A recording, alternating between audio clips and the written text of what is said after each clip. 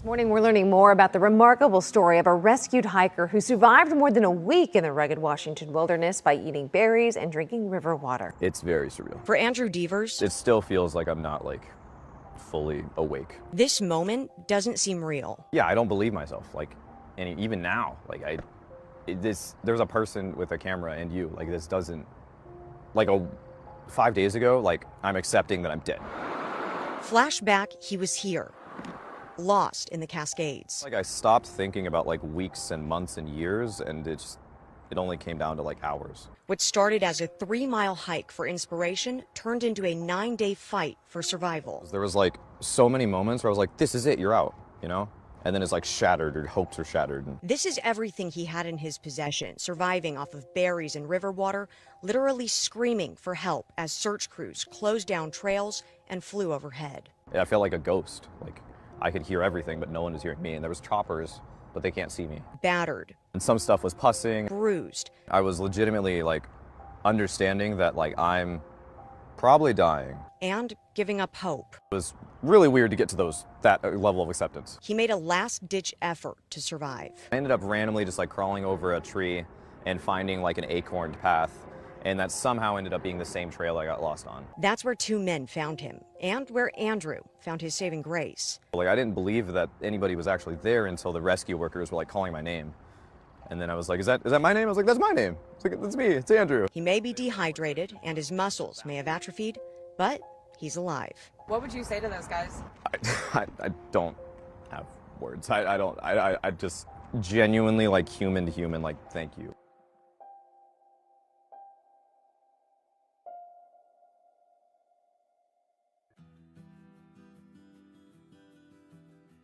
Hello, friends.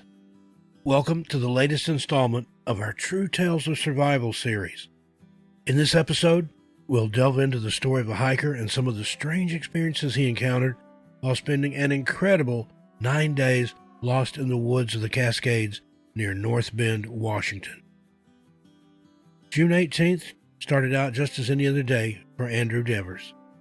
It was a beautiful day, and Andrew had woken up that morning with hiking on his mind. So he hopped into his car and took off on what he believed would be a relaxing 3-mile hike up the Pratt River Trail. Now, Andrew had solo hiked this short trail successfully more than a dozen times previously, so he thought nothing of taking off on a whim.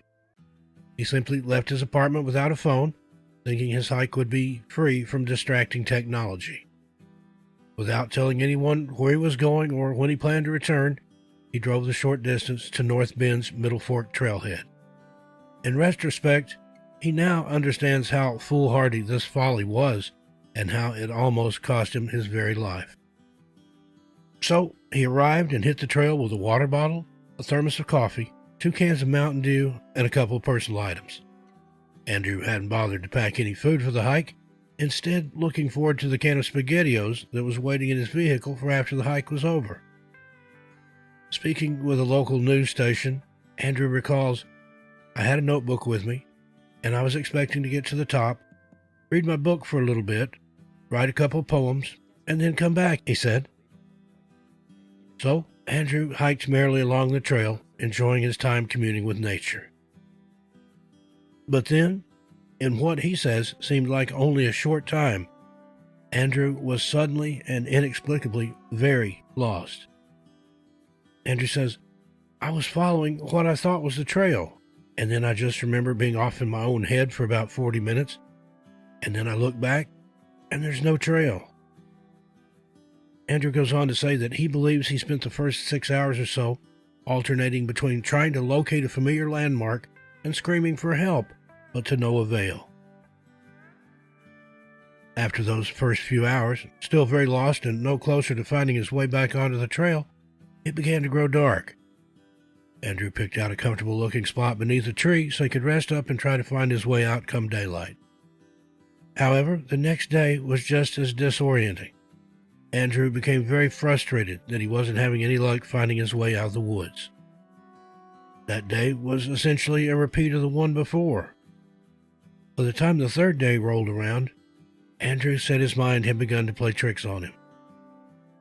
By June 22nd, It had already been 4 days since Andrew began his 3-mile hike and seemingly disappeared.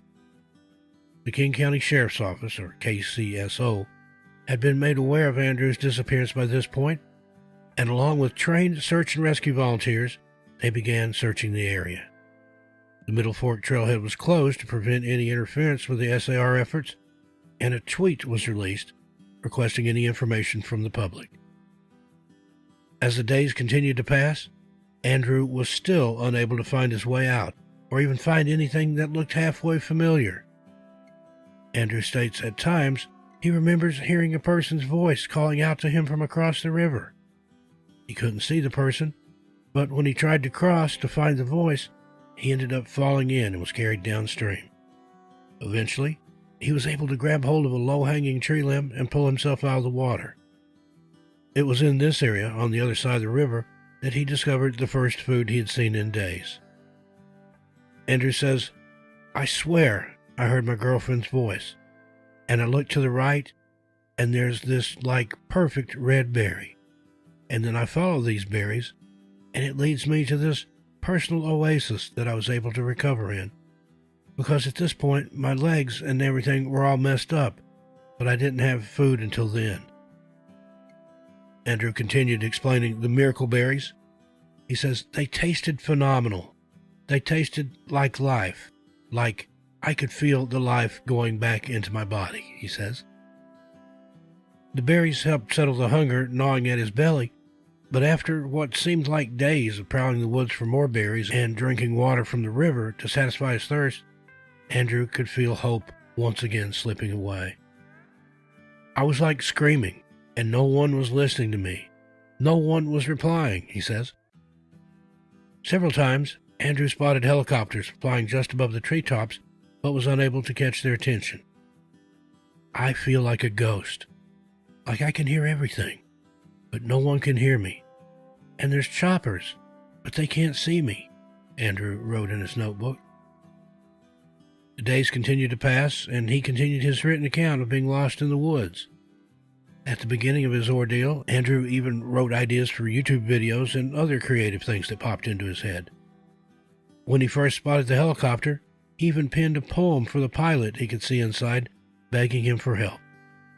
As the days of solitude wore on and hope seemed to fade even more, he even wrote out his wedding vows, so that if he didn't make it out, his girlfriend of 7 years would hopefully find solace in knowing that he had, indeed, intended to marry her. Day 7 and 8, I was like, "Okay, I'm actually dying. Be fair to the people you're leaving behind," Andrew said. "I was accepting I was dying," he continues. "I think the saddest part is no one was going to be there." It was on the 9th day that Andrew made a last grasp at survival. He spotted a small stream and planned to follow it as far as he could, hopefully spotting a trail or another hiker. Otherwise, he knew he'd just have to lie down beside it and accept his fate when he couldn't go on any farther. Surprisingly, the stream idea worked. Andrew said, "I ended up randomly just crawling over a tree and finding an acorned path."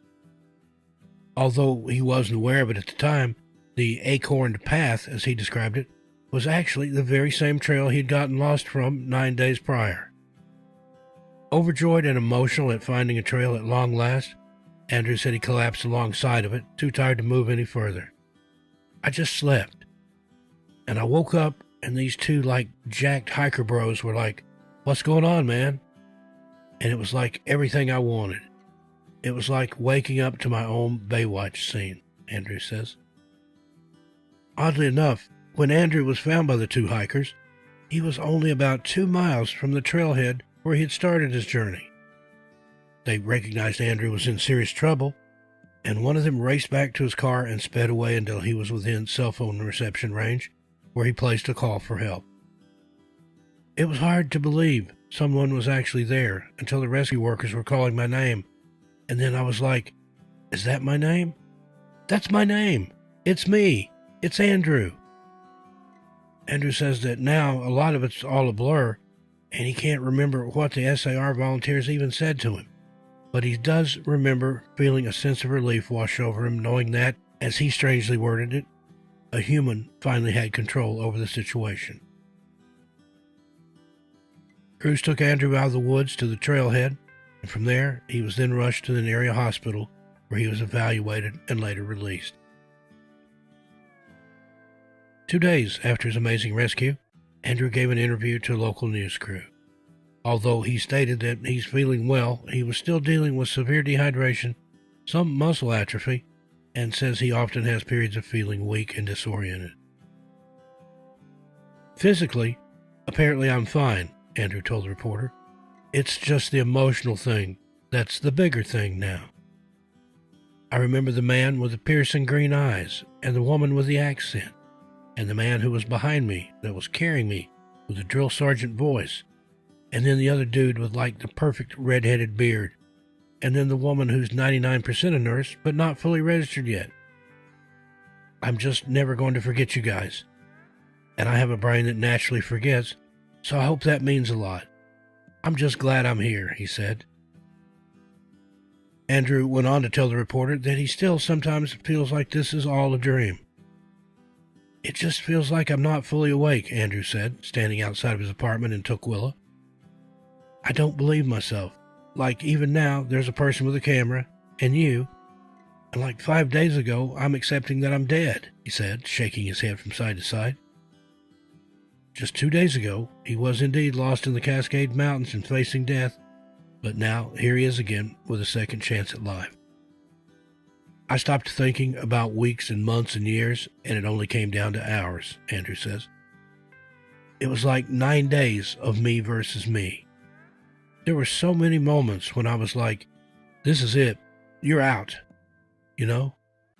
And then it's like your hopes are shattered. When fully recovered, Andrew states he has a desire to become a search and rescue volunteer so he can pay it forward and come full circle from his ordeal. Well, there you have it. What do you make of Andrew's frightening, almost deadly ordeal? There are some odd similarities to other missing person cases where those once lost live to tell the tale, especially seeing and hearing other people who couldn't seem to see or hear the person who was lost. And also, what to make of Andrew's oddly worded statement after being found by the hikers and the rescue team was en route, when he said he felt relief knowing that, quote, a human finally had control over the situation, end quote. Was he implying that prior to this, something non-human was in control of the situation? Or was it just an odd choice of words? Also, how is it even possible to become so very lost, for 9 days no less, and still be within 2 miles of the trailhead where the adventure began, in an area that would have presumably fell within the search by search and rescue teams? Along the same trail that just suddenly seemed to disappear while Andrew was walking on it. The mind boggles. I look forward to reading your comments on this extraordinary tale of survival. We do ask that you please remain courteous and respectful of the opinions of others. Meanwhile, until we meet again, be good to yourselves and each other. I'm Steve Stockton, and I'll talk to you next time.